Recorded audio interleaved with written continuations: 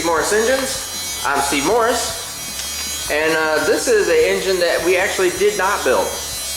Well, we actually did kind of rebuild it. We went through it. This was built by another engine builder, and the customer just wanted us to go through it and verify that everything was correct because he wasn't happy about some stuff. So anyways, so we did a full disassembly on the motor. Just changed a couple little things. Some things clearly we weren't going to be able to change.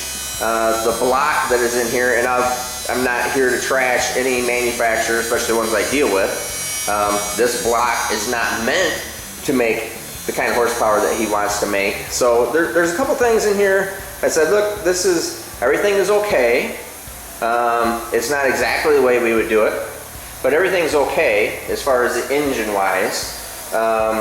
But you're going to really kind of be limited to horsepower. I know where these break. I've already broken these blocks in particular, and this basic general conventional headed big block Chevrolet combination, I know where this stuff breaks at.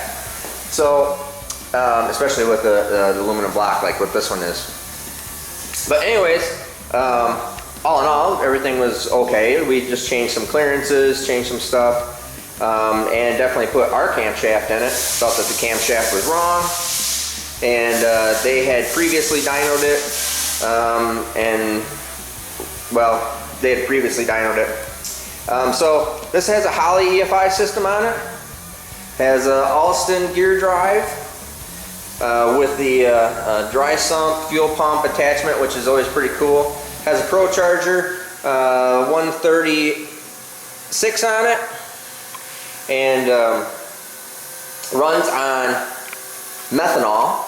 Has twin billet atomizer injectors. The intake is okay. I think it's ugly as sin, but in all reality, it's okay. It's just not my preference. Hopefully, Lou will want to build a new motor with us, bigger, badder, better piece. But anyway, I mean, this is a great place to get his feet wet in the Pro Charge market and world, and everything that this thing is. Does have a nice Dart Pro 2 380 head on it, so a nice conventional head. Like I said, Holley EFI, runs on methanol, billet atomizers, Pro Charger 136, dry sump with a Moroso oil pump, and not sure whose fuel pump that is, to tell you the truth. Anyways, all in all, really good piece, coil on plug. So we've gone through, worked on the tune-up, got everything all sorted out to make it to what it should have been, and it actually is a pretty good piece. In fact, we'll make a pull here and I'll show you some numbers, but it has been and will make more horsepower than what I want it to make. And Lou wants to get it back in the car. I don't have any gear sets for the Alston gear drives here, and he's going to race this car at significantly higher altitude than what we are here. He'll race it up in Denver, so this thing will be racing at 5,000 to 8,000 feet anyway. So where it's geared at now is probably fine for where it's going to be at the track.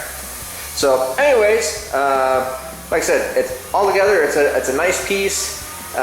Just a couple things that we would change when we do things and build them ourselves. But I'm more than happy to if you have a question about your motor, you want to change your motor, more than happy to go through and sort things out. And there wasn't really anything wrong with the motor. It just had some different stuff that I normally wouldn't do. And when all the tune work and everything's there, it can make more horsepower than what the parts can handle. So anyways, let's go out and make a pull on this thing, and we'll take a look at the numbers.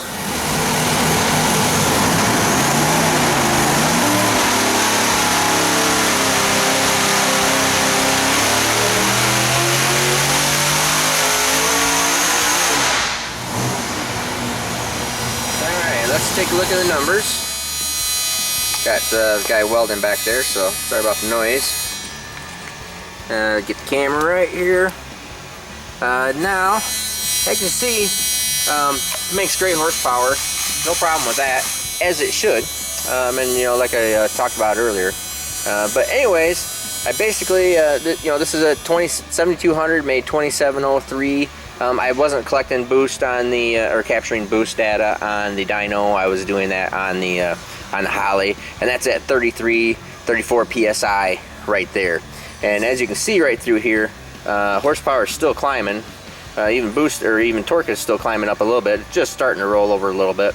But I pulled back on throttle right here because I saw 2700 flash up on the screen, and I just pulled back because, like I said earlier, I know where that breaks.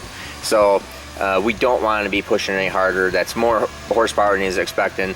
And you know, if hopefully we'll build a new motor, a bigger battery combination for him next year.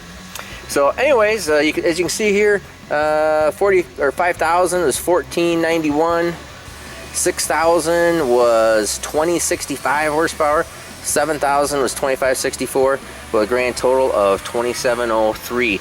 And clearly it was making a little bit more, but at elevation he's going to be up in the you know, 5,000 to 8,000 feet. So he's definitely going to be, we'll probably leave it there, but when he goes down to lower elevations, he really needs to change the gear set in it. I didn't have another gear set here, and we're so far behind on dynoing and everything that we're just going to have to let him change the gear set because I can't have it set on a dyno for another couple days. So anyways, and it won't change the tune. I mean, the tune-up is right. Regardless if it makes another, or if it makes 3 pounds or 4 pounds less boost or not. But anyways, thing looks real good. I'm real happy with that. I think Lou's gonna be real happy with it. And Lord willing, we'll see Lou next year for either freshen up or a new piece. So I'm Steve Morris, Steve Morris Engines. Have a great day.